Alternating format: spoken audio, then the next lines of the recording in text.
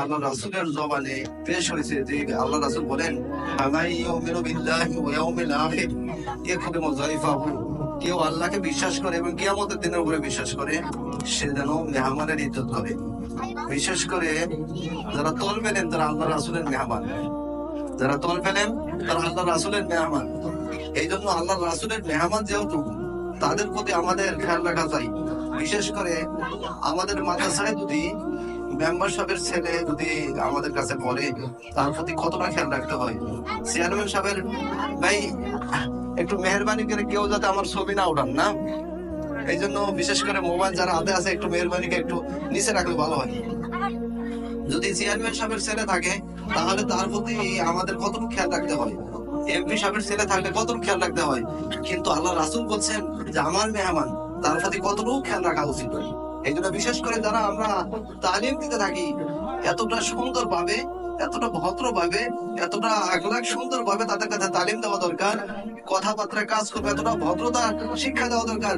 আমার জবান দিয়ে যাতে কোনো ধরনের কি কয় নোংরা কোনো কথা বের না হয়, অসুন্দর কথা যাতে বের না হয়, অসুন্দর ব্যবহার যাতে বের না হয়, এই জন্য আদব রক্ষা করা আছে। কারণ আমি পড়াইতে যে যদি এমন একটা কি উল্টা একটা কাজ করে বসলাম, অথবা এমন একটা জিদ প্রয়োগ করলাম যে আল্লাহ রাসূল যদি আমার প্রতি নারাজ হয়ে যায়, তার এইটাই আমার জন্য ক্ষতির কারণ হয়ে যাবে। এই জন্য বিশেষ করে যারা আমরা শিক্ষা দেই, আমাদের খুব খেয়াল রাখা দরকার যে এদের প্রতি কতটুকু ভালোবাসা, কতটুকু স্নেহ মায়া দিয়ে আমাকে শিক্ষা দিতে হবে। আর বিশেষ করে এই বাচ্চাদের প্রতি আল্লাহ রাসূলের মেহমান যেহেতু, তাদের প্রতি একটু সদয় হওয়া, তাদের প্রতি একটু খেয়াল রাখা আমাদের সকলেরই দায়িত্ব। কারণ আল্লাহ রাসূলের মেহমানরা এখানে থাকেন। যদি কিয়ামতের দিন আল্লাহ রাসূল বলেন যে আপনার এলাকায়, আপনি চেয়ারম্যান সাহেব, আপনার এলাকায় আমার মেহমানরা থাকতো, তাদের প্রতি আপনি কতটুকু সদয় ছিলেন। আপনি মেম্বার সাহেব, আপনার এলাকায় আমার মেহমানরা থাকতো, তাদের প্রতি আপনি কতটুকু সদয় হয়েছেন। আপনি সর্দার সাহেব, আপনি মোল্লা সাহেব, আপনি গ্রামের মোড়ল সাহেব, আপনি আমার মেহমানদের ব্যাপারে কতটুকু সদয় হয়েছেন, একটু যদি আমাকে জিজ্ঞাসা করেন তাহলে কিন্তু আমি ধরা খেয়ে যাবো। এই জন্য বিশেষ করে মাদ্রাসার দায়িত্ব এরকম না শুধু মাদ্রাসার যে সভাপতি, সেক্রেটারি বা সদস্য ওনারাই খেয়াল রাখবেন এরকম না। এটা তো একটা মাদ্রাসার শৃঙ্খলার কারণে কয়েকজনের নাম পেশ করা হয়, দিতে হয়, তারা একটু বিশেষভাবে খেয়াল রাখেন। কিন্তু আমাকে মনে করতে হবে আমি এই এলাকায় বসবাস করি, আমারও দায়িত্ব আছে আল্লাহ রাসূলের মেহমানদের ব্যাপারে একটু সদয় হওয়া। আমার কথাগুলো বুঝাইতে পারলাম কিনা? এই জন্য বিশেষ করে আল্লাহ রাসূল যেহেতু বলতেছেন ফামাই ইউমিনু বিল্লাহি ওয়া ইয়াউমিল আখির ইয়াখরুজু যায়ফাহু, যে আল্লাহকে বিশ্বাস করে, যে কিয়ামতের দিনের উপরে বিশ্বাস করে, সে যেন আমার মেহমানের ইজ্জত করে। যারা মেহমান তাদের ব্যাপারে আল্লাহ রাসূল বলতেছেন আহলুল কোরআনে আহলুল খাসা, যারা কোরআন ওয়ালা তারা আল্লাহ পাকের খাস, আল্লাহ তাআলার খাস।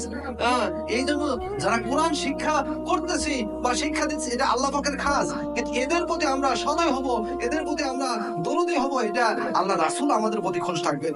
আল্লাহ আমাদের বুঝার তৌফিক দান করেন, আল্লাহ আমাদেরকে মাফ করে দেন।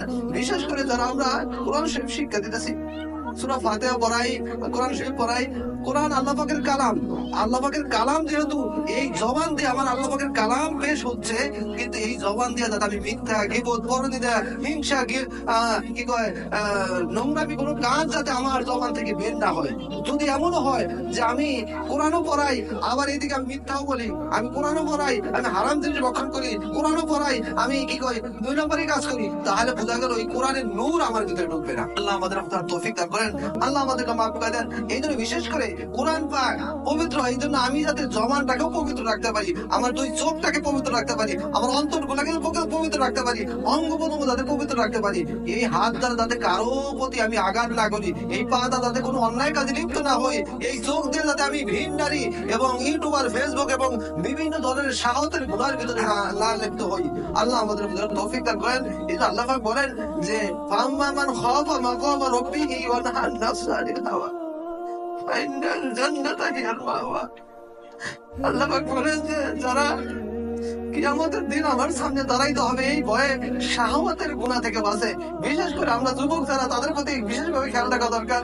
শাহওয়াতের গুনাহ থেকে বাঁচতে পারলে আল্লাহ পাক নিজেই বলতেছেন, আমি তার জন্য জান্নাতের মাওয়া আমি কি করে নির্ধারণ করে রাখছি, যে তার জন্য জান্নাত আমি প্রস্তুত করে রাখছি। সে কি শাহওয়াতের গুনাহ থেকে বাঁচবে।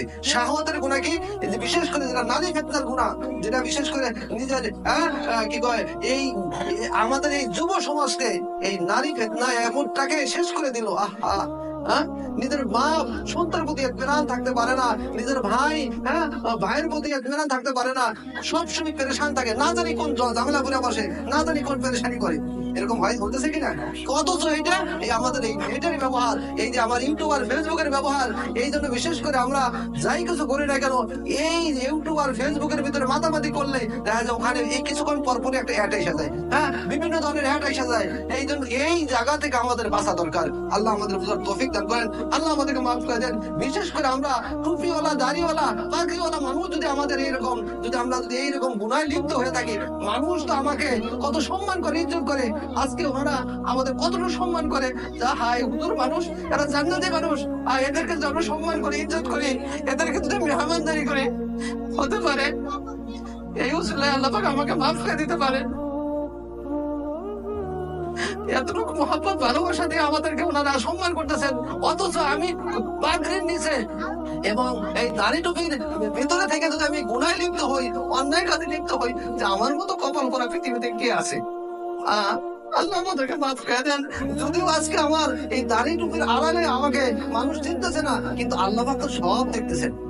এই জন্য বিশেষ করে আমাদের 100% সতর্ক থাকা দরকার। কোন ধরনের একটা অন্যায় কাজে যাতে আমি লিপ্ত না হই, কোন ধরনের অপরাধের কাজে যাতে আমি লিপ্ত না হই, 100% সতর্ক থাকা দরকার। আর বিশেষ করে মাদ্রাসা কাকে বলে? মাদ্রাসা শুধু জায়গা জমিনের নাম মাদ্রাসা না। মাদ্রাসা দুটা জিনিস, একটা জিনিস জায়গা সম্পদ তো থাকতেই হবে, টাকা পয়সা আর্থিক জোগাড় দিতে হবে, সাথে সাথে চোখের পানি। আল্লাহ যখন চোখের পানি, এই দুটোটা মিলে হবে মাদ্রাসা, সেখানেই দিন পয়দা হবে। অনেক জায়গায় এমন আছে মাদ্রাসা কায়েম হয়ে আছে, বিল্ডিং হয়েছে, কিন্তু সেখানে কোনো ওই ধরনের দিনের তালিম, সঠিক তালিম নাই। বাস, তাহলে আসলেও এটাও তো কিয়ামতের দিন ধরা খেতে খাওয়া হবে।